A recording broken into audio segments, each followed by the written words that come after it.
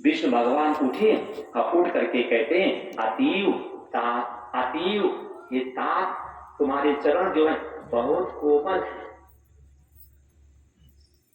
अतीव कोमलो तात चरणों ते महामुनि, हे महामुनि आपके चरण जो है बहुत कोमल है। अगर मुझे मालूम होता कि आप आ रहे हैं तो गिर पे खड़े होकर के हम आपका अति सत्कार करते। भृगु जी को लगा कि हृदयों में यही श्रेष्ठ है। ये सीने पे लात मारो फिर भी हाथ जोड़े। अभी तो लिखा है क्षमा बड़े ने को चाहिए और छोटे ने को उत्पात, और कहा विष्णु का गद गया जहां भृगु ने मारी लात। बड़ा कौन? जो दूसरे के अपराध को माफ कर दे। तब भृगु जी को लगा भगवान विष्णु सबसे बड़े हैं। जैसे भृगु जी चलने लगे तो लक्ष्मी जी ने कहा सुनो, आज के बाद मैं ब्राह्मणों के घर नहीं जाऊंगी। देखो, अगर पति का अपमान होता है तो पत्नी को अपना अपमान मानना चाहिए। अब पत्नी का अपमान हो रहा है तो पति को अपना अपमान क्यों? एक दूसरे के अर्धांगिनी और अर्धांग है। लेकिन ये अपमान मालूम कब होता है? बुढ़ापा पे। जवानी में नहीं करते अपमान, बुढ़ापा पे बुढ़ा कह गए बढ़िया मर जाए हमें शांति मिल जाए। अच्छा जवानी में कभी कहा, बोलो, अच्छा जवानी में कभी कहा ये मर जाए हमें शांति मिल जाए, और बुढ़ापा पे बार बार कहेंगी बढ़िया मरती नहीं, रख खून पीना बंद नहीं करते। अच्छा आप बुढ़िया आपका खून पी रहेगी, आप बुढ़िया का खून पी रहे तुम बड़े बड़े दिन पर गाली दे रहे हो, आदर मार रहे हो, माता जी बीमार पड़ी हैं और तुम तो घोड़ा जैसे उछल रहे हो, पानी ला, दूध ला, चाय लाओ, कपड़े धो। अच्छा बताओ तुम खून पी रहे हो कि वो खून पी रही? खून तो तुम पी रहे हो, आदर तो तुम दे रहे हो, ऊपर से गरिया भी है, मर जाओ हमें शांति मिल जाए।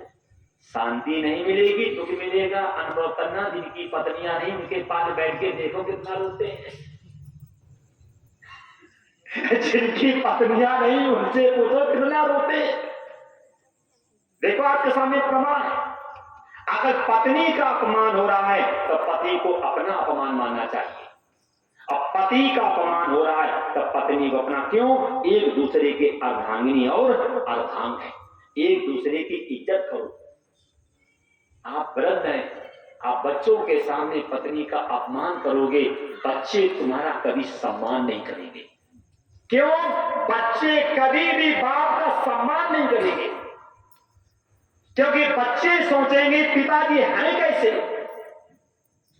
जब पिताजी अपनी पत्नी के भले ना हुए तो क्या हमारी बहू के भले हो जाएंगे क्या? गलती मत करना। अगर घर में शांति चाहते हो तो एक दूसरे का सम्मान करना, एक दूसरे को इज्जत करना, एक दूसरे का अपमान अपना अपमान। लक्ष्मी जी को क्रोध आ गया। लक्ष्मी जी ने कहा हे ब्राह्मण सुन, आज के बाद मैं ब्राह्मणों के घर नहीं जाऊंगी। आज के बाद हम ब्राह्मणों के घर नहीं जाएंगी। बात सही है। जो वास्तविक ब्राह्मण है आज उनको पेट भरना मुश्किल है, क्योंकि ब्राह्मण माने ज्ञान, लक्ष्मी माने अज्ञान, ब्राह्मण माने त्याग, लक्ष्मी माने विलासता। अनुभव करना, जिनके पास लक्ष्मी है उनके पास ज्ञान नहीं, और जिनके पास ज्ञान है उनके पास लक्ष्मी नहीं। क्यों? लक्ष्मी और सरस्वती का बैर है, लक्ष्मी और सरस्वती का बैर है, दोनों का आपस में बैर है। लक्ष्मी जी ने कह दिया कि आज के बाद मैं ब्राह्मणों के घर नहीं जाऊंगी। ब्राह्मण भी कम आतंकवादी नहीं है, ब्राह्मण भी कम आतंकवादी ना। ब्राह्मणों ने कहा हे लक्ष्मी तू घमंड करती है, मैं वो काम करूंगा जो ब्राह्मण पड़े पड़े खाएंगे। ब्राह्मणों के हाथ में कलम तो थी, तेरे ही खिलाओ ब्राह्मण को, गृह प्रवेश खिलाओ तब ब्राह्मण को, गया करके आओ तब ब्राह्मण को, मूल शांति हो तब ब्राह्मण को, दान दो तो ब्राह्मण को। कहीं गरीब को दान दिखा है? क्योंकि कलम हमारे हाथ में थी, कलम हमारे हाथ में थी। रघु जी ने कहा मैं वो काम करूंगा जो ब्राह्मण पड़े पड़े खाएंगे, और लिख दी ब्राह्मणों की महिमा। दान दो ब्राह्मण की, सेवा करो ब्राह्मण की, पूजा करो ब्राह्मण की, तिरई खिलाओ ब्राह्मण को, श्राप खिलाओ ब्राह्मण को, मूल शांति ब्राह्मण को, गृह प्रवेश ब्राह्मण। लिख दी। अतः कहीं लिखा गरीब को खिलाओ, कहीं लिखा भिखारी खिलाओ, किन्हें खिलाओ? ब्राह्मण। रघु जी ने कहा मैं वो काम करूंगा जो ब्राह्मण पड़े पड़े खाएंगे। लक्ष्मी ने कहा सुनो, हम ऐसे ब्राह्मणों को श्राप दे रहे, उनके वंश भी नहीं चलेंगे। इसलिए मैं आपसे भी कहता हूं, देखना जितने कर्मकांडी ब्राह्मण हैं, इनके आगे कोई रोने वाला है?